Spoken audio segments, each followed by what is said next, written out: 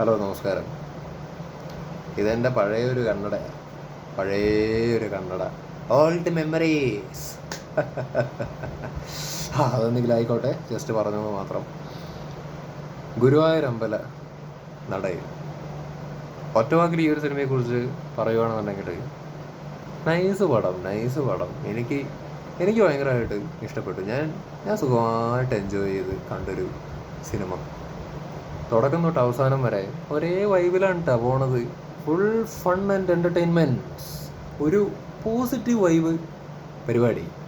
ഇതാണ് ഈ ഒരു സിനിമയെക്കുറിച്ചിട്ട് വളരെ ചുരുക്കത്തിൽ എനിക്ക് പറയാനുള്ളത്. പിന്നെ എനിക്ക് തോന്നുന്നത്, ഈ സിനിമയൊക്കെ സുഖമായി ഹിറ്റടിച്ചു പോകും. ഫാമിലി ഓഡിയൻസിന് മാത്രമല്ല, എല്ലാ തരത്തിലുള്ള ഓഡിയൻസിനും ഈ ഒരു സിനിമ എൻജോയ് ചെയ്യാൻ വേണ്ടി പറ്റുമെന്ന് തന്നെയാണ് ഈ ഒരു സിനിമ കണ്ടപ്പോൾ പേഴ്സണലി എനിക്ക് തോന്നിയത്. ഇതെൻ്റെ വ്യക്തിപരമായിട്ടുള്ള അഭിപ്രായമാണ് കേട്ടോ. വ്യക്തിപരമായിട്ട് എനിക്ക് തോന്നിയ കാര്യമാണ് ഞാൻ നിങ്ങളോട് പറഞ്ഞത്. നിങ്ങൾ പറ്റിയ പോയി കണ്ടു നോക്കുക. പിന്നെ ഈ പൃഥ്വിരാജിനെ കുറിച്ച് പറയുകയാണെന്നുണ്ടെങ്കിൽ, ഈ ട്രെയിലറൊക്കെ വന്ന സമയത്ത് കുറേ ആൾക്കാരുടെ കോമൻസൊക്കെ കണ്ടായിരുന്നു. പുള്ളി ഭയങ്കര ഓവർ ആക്ടിങ് ആണെന്നൊക്കെ പറഞ്ഞുകൊണ്ട്. എന്ത് ഓവർ ആക്ടിങ്? ഓവർ ആക്ടിങ്ങും ഇല്ല. ഈ സിനിമ കണ്ടിട്ടുള്ള ആൾക്കാർക്ക് മനസ്സിലാക്കാൻ വേണ്ടി പറ്റും. പുള്ളി നന്നായിട്ട് അടിപൊളിയായിട്ട് ചെയ്തിട്ടുണ്ട്. പുള്ളിയുടെ ക്യാരക്ടർ അങ്ങനെ ഒരു ക്യാരക്ടറാണ്. അപ്പോൾ അത് പുള്ളി നല്ല രീതിയിൽ തന്നെ പ്രസൻറ്റ് ചെയ്തിട്ടുണ്ട്. പിന്നെ പുള്ളിയുടെ തമാശകളൊക്കെ ആണെന്നുണ്ടെങ്കിലും അത്യാവശ്യം നല്ല രീതിയിൽ തന്നെ എനിക്ക് പേഴ്സണലി വർക്കായിട്ടുണ്ട്. പ്രത്യേകിച്ച് എടുത്തു പറയാനാണെന്നുണ്ടെങ്കിൽ, പൃഥ്വിരാജ് നിഖില വിമലിൻ്റെ വീട്ടിലേക്ക് പോകുന്നൊരു സീനുണ്ട്. ആ സമയത്ത് ബേസിലും പൃഥ്വിരാജും അളിയനാണ്. ഇവർ ഫോണിൽ വർത്തമാനം പറയുന്ന സമയത്ത് ബേസിൽ ഇങ്ങനെ പൃഥ്വിരാജിന് പറഞ്ഞു കൊടുക്കും, ഇങ്ങനെ സംസാരിക്കണം എന്നുള്ള രീതിയിൽ പറഞ്ഞു കൊടുക്കും. അപ്പോൾ അതുപോലെ പൃഥ്വിരാജ് സംസാരിക്കുന്ന സമയത്തൊക്കെ ആ സമയത്തുള്ള മൂപ്പരുടെ ബോഡി ലാംഗ്വേജ് ആണെങ്കിലും ഡയലോഗ് പ്രസൻറ്റേഷനൊക്കെ ആണെന്നുണ്ടെങ്കിലും നല്ല രസമായിരുന്നു. അപ്പോൾ ആ കോമഡിയൊക്കെ പുള്ളി നന്നായി ചെയ്തിട്ടുണ്ട്. അത് എനിക്ക് നന്നായിട്ട് വർക്കായി. അത് ഒട്ടുമിക്ക ആൾക്കാർക്കും വർക്കായി എന്ന് തന്നെയാണ് എനിക്ക് തിയേറ്ററിലിരുന്ന സമയത്ത് തോന്നിയത്. സോ ഓവറോൾ പൃഥ്വിരാജ് നല്ല അടിപൊളിയായിട്ട് ഇതിൻ്റെ അകത്ത് ചെയ്തിട്ടുണ്ട്. എനിക്ക് ഭയങ്കരമായിട്ട് ഇഷ്ടപ്പെട്ടു. പിന്നെ പുള്ളിയാണെങ്കിലും ഇതിൻ്റെ അകത്ത് നല്ല സ്റ്റൈലായിട്ടുണ്ട്. നല്ല ഭംഗിയുണ്ടായിരുന്നു മൂപ്പരെ കാണാൻ. പിന്നെ ബേസിലിൻ്റെ കാര്യം പറയുകയാണെന്നുണ്ടെങ്കിൽ നമ്മളത് എടുത്ത് പറയേണ്ട കാര്യമൊന്നുമില്ല. അടിപൊളിയായിട്ട് മൂപ്പർക്ക് ചേരുന്നൊരു വേഷം തന്നെയാണ്. മൂപ്പരത് നൈസായിട്ട് ചെയ്തിട്ടുണ്ട്. മൂപ്പരുടെ തമാശകളൊക്കെ ആണെങ്കിലും നൈസായിട്ട് വർക്കായിട്ടുണ്ട്. പിന്നെന്താണ്, ഇതിൽ ഈ ബേസിലും പൃഥ്വിരാജും അളിയനുമാണ്. ഇതിൽ പൃഥ്വിരാജിനെ ബേസിലിനെ ഭയങ്കര ഇഷ്ടമാണ്, ബേസിലിന് പൃഥ്വിരാജിനെയും ഭയങ്കര ഇഷ്ടമാണ്. അപ്പോൾ അവർ തമ്മിലുള്ള ആ അളിയൻ തുടക്കത്തിലുള്ള ആ കോമ്പിനേഷൻ സീൻസൊക്കെ നല്ല രസമായിരുന്നു കാണാനൊക്കെ. പിന്നെ ഇവർ തമ്മിൽ വേറൊരു രീതിയിലേക്കൊക്കെ പോകുന്നൊരു പരിപാടിയൊക്കെ ആക്ച്വലി ഉണ്ട്. അപ്പോൾ അതിൻ്റെ സാഹചര്യങ്ങളൊന്നും ഞാനായിട്ട് പറയുന്നില്ല, നിങ്ങൾ തന്നെ ഒന്ന് ജസ്റ്റ് കണ്ടു നോക്ക്. സോ അതൊക്കെ നല്ല രീതിയിൽ തന്നെ ആക്ച്വലി വന്നിട്ടുണ്ട്. ഒരു സ്ഥലത്തും ആ സീന് വേണ്ടിയിരുന്നില്ല, ഈ സീന് വേണ്ടിയിരുന്നില്ല, ഇത് ഭയങ്കര ബോറടിയാണല്ലോ, ഇത് ഭയങ്കര ലാഗ് അടിപ്പിച്ചല്ലോ, ഇത് ഭയങ്കരമായിട്ട് നീട്ടി വലിച്ചല്ലോ, ഇങ്ങനെയൊന്നും ആക്ച്വലി തോന്നിയിട്ടില്ല. അതുകൊണ്ടാണ് ഞാൻ പറഞ്ഞത്, ഒരേ വൈബിൽ ഒരേ പാറ്റേണിൽ പോകുന്നൊരു സിനിമ, സുഖമായിട്ട് എൻഗേജിങ് ആയിട്ട് കണ്ടിരിക്കാൻ വേണ്ടി പറ്റുന്നൊരു സിനിമ എന്ന് ഞാൻ പറയാൻ കാരണം അതുകൊണ്ടാണ്. പിന്നെന്താണ്, പിന്നെ ഇതൊക്കെയാണ്, ഇത്രയ്ക്കൊക്കെ പറയാനുള്ളൂ. ഇനി കൂടുതൽ എന്തെങ്കിലുമൊക്കെ ഡെക്കറേഷന് വേണ്ടിയിട്ട് പറഞ്ഞു കൂട്ടിക്കഴിഞ്ഞ് കഴിഞ്ഞാൽ ഇതിൻ്റെ കഥ തന്നെ മൊത്തമായിട്ട് പറയേണ്ടി വരും. പിന്നെ ഇതിനകത്ത് കഥ എന്ന് പറയാൻ ഭയങ്കര ഭീകരമായ സീരിയസ് ആയിട്ടുള്ള കഥയോ കാര്യങ്ങളൊന്നും ഇല്ല. ആരും ഇതിനെ ഭയങ്കര സീരിയസ് ആയിട്ടൊന്നും അപ്രോച്ച് ചെയ്യേണ്ട ആവശ്യവും ഇല്ല. ഒരു മൂഡ് സിനിമ, ജസ്റ്റ് ഇങ്ങനെ എല്ലാവരും കൂടി പോയിരുന്ന് ചില്ല് ചെയ്യാൻ വേണ്ടി പറ്റുന്ന, അല്ലെങ്കിൽ ഒരു വൈബ് സിനിമ എൻജോയ് ചെയ്യാൻ വേണ്ടിയിട്ട് പോയി കാണാം. അല്ലാണ്ട് ഇത് ക്രിട്ടിസൈസ് ചെയ്യാൻ വേണ്ടിയിട്ട് പോയിരുന്നു കഴിഞ്ഞാൽ നമുക്ക് ഇതിൻ്റെ അകത്ത് വലിയ ലോജിക്കിനെ കുറിച്ചിട്ടും അല്ലെങ്കിൽ അങ്ങനെയുള്ള കാര്യങ്ങളെ കുറിച്ചിട്ടൊക്കെ സംസാരിക്കാം. പക്ഷേ അതൊക്കെ വെറും വിഡ്ഢിത്തരമാണ്. ഇങ്ങനെയുള്ള സിനിമകളൊക്കെ ജസ്റ്റ് എൻജോയ് ചെയ്യാൻ വേണ്ടിയിട്ട് അപ്രോച്ച് ചെയ്യാൻ വേണ്ടി ശ്രമിക്കുക. യാതൊരു സംശയമില്ലാതെ പറയാൻ വേണ്ടി പറ്റും, സുഖമായിട്ട് നിങ്ങൾക്കിത് എൻജോയ് ചെയ്യാൻ വേണ്ടിയിട്ട് പറ്റും. അങ്ങനെയാണ് ഇതിനെ അപ്രോച്ച് ചെയ്യുന്നത് എന്നുണ്ടെങ്കിൽ, ലൈക്ക് വളരെ സിമ്പിളായിട്ട് അപ്രോച്ച് ചെയ്യുകയാണെങ്കിൽ എന്തായാലും നല്ല രീതിയിൽ എടുത്തു വെച്ചിട്ടുണ്ട്. പിന്നെ എന്താണ്, നിഖില വിമൽ പൃഥ്വിരാജിൻ്റെ ഭാര്യ, നന്നായിട്ട് അവരുടെ ഭാഗം അവർ ചെയ്തിട്ടുണ്ട്. അവർ നല്ലൊരു നടിയാണ്. പിന്നെ അനശ്വര രാജൻ, ബേസിൽ കെട്ടാൻ വേണ്ടി പോണ പെണ്ണ്. ബേസിൽ കെട്ടുമോ? കെട്ടുമായിരിക്കും അല്ലേ, കെട്ടാണ്ട് അവിടെ പോകാനാണ്.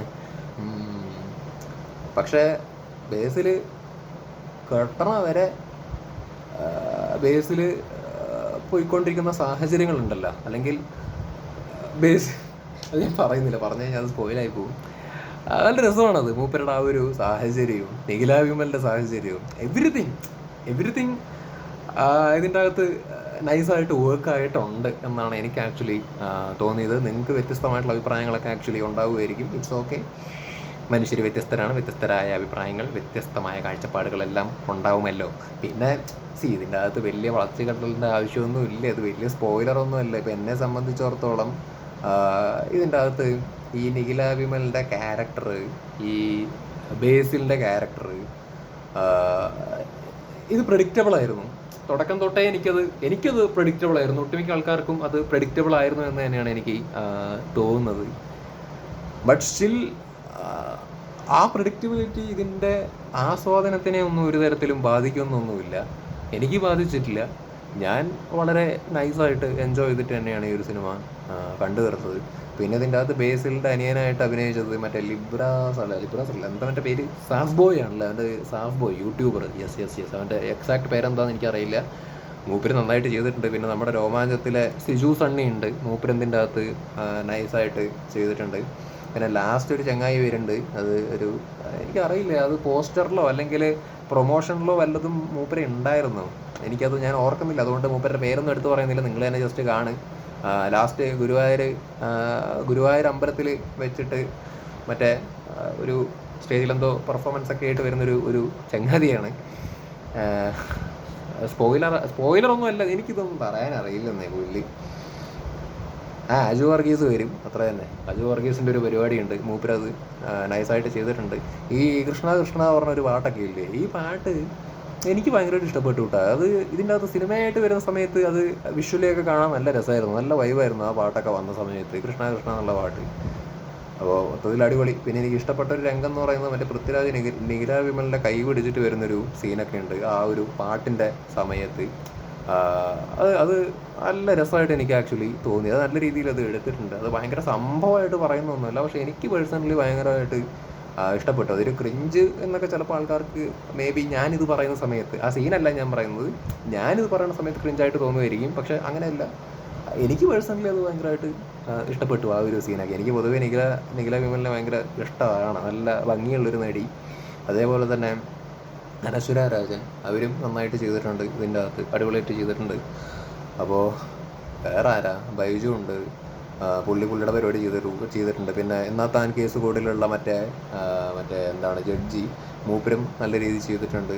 പിന്നെ ജഗദീഷ് ചേട്ടൻ, പുള്ളി നന്നായിട്ട് ചെയ്തിട്ടുണ്ട്. പിന്നെ ആരെങ്കിലുമൊക്കെ ഞാൻ വിട്ടുപോയിട്ടുണ്ടോ? അയ്യോ, അപ്പോൾ എല്ലാവരും നന്നായിട്ട് ചെയ്തിട്ടുണ്ട്. അപ്പോൾ ഇത്രയൊക്കെ പറയാനുള്ളൂ. അപ്പോൾ ഓവറോൾ ഗുരുവായൂർ അമ്പല നടയിൽ നല്ല അടിപൊളി വൈബ് സിനിമ, എൻജോയ് ചെയ്തിരുന്ന് കാണാൻ വേണ്ടി പറ്റുന്നൊരു സിനിമ. മൊത്തത്തിലൊരു ഫൺ എൻ്റർടൈൻമെൻറ്റാണ്, ഒരു കോമഡി പരിപാടിയാണ്. ആരും പേപ്പറും പെന്നും ഒക്കെ എടുത്തിട്ട് ഇതിൻ്റെ അകത്തുള്ള കുറ്റമൊക്കെ കണ്ടുപിടിക്കുക എന്ന് പറഞ്ഞിട്ട് പോയി ഇരിക്കേണ്ട ആവശ്യമില്ല. അങ്ങനെ കഷ്ടപ്പെട്ട് എൻജോയ് ചെയ്യാൻ അല്ലാതെ പോയി പെന്നും പേപ്പറൊക്കെ ഇരുന്ന് കഴിഞ്ഞാൽ നിങ്ങൾക്ക് വേണമെങ്കിൽ അത് എന്നൊക്കെ പറഞ്ഞിട്ട് ലോജിക്ക് അത് അല്ലെങ്കിൽ എന്നൊക്കെ പറഞ്ഞിട്ട് നിങ്ങൾക്ക് കണ്ടുപിടിക്കാൻ വേണ്ടി പറ്റും. പക്ഷെ അത് നിങ്ങളുടെ ആസ്വാദനത്തിനെ തന്നെ ബാധിക്കുകയുള്ളൂ. നേരെ മറിച്ച് നിങ്ങളൊരു സിനിമ എൻജോയ് ചെയ്യാനായിട്ട് പോയിട്ട് ഇരിക്കുകയാണെന്നുണ്ടെങ്കിൽ നിങ്ങൾക്ക് സുഖമായിട്ടിത് എൻജോയ് ചെയ്തിട്ട് കണ്ടിട്ട് ഇറങ്ങി വരാം. ഇവർ ഈ ഒരു സിനിമ വളരെ സിമ്പിളായിട്ട് എടുത്തിട്ടുണ്ട്. സിമ്പിളെന്ന് പറഞ്ഞാൽ ഞാനിതിൻ്റെ ബഡ്ജറ്റിൻ്റെ കേസല്ല കേട്ടോ പറയുന്നത്. അവർ വളരെ ബ്യൂട്ടിഫുള്ളായിട്ട് ഇത് എടുത്തു വെച്ചിട്ടുണ്ട്. ലൈക്ക് വളരെ എൻഗേജിങ് ആയിരുന്നു. അപ്പോൾ ആ തരത്തിലാണ് ഞാൻ വളരെ സിമ്പിൾ എന്ന് പറഞ്ഞത്. സിമ്പിളായിട്ട് എടുത്തു, സിമ്പിളായിട്ട് സുഖമായിട്ട് പ്രേക്ഷകനായ നമുക്കാണെങ്കിലും കണ്ടു തീർക്കാൻ വേണ്ടിയിട്ട് പറ്റി. ഒരു തരത്തിലും ബോറടിക്കാതെ കണ്ടു തീർക്കാൻ വേണ്ടിയിട്ട് പറ്റി. അപ്പോൾ ഇത്രയൊക്കെ പറയാനുള്ളൂ. Bye bye.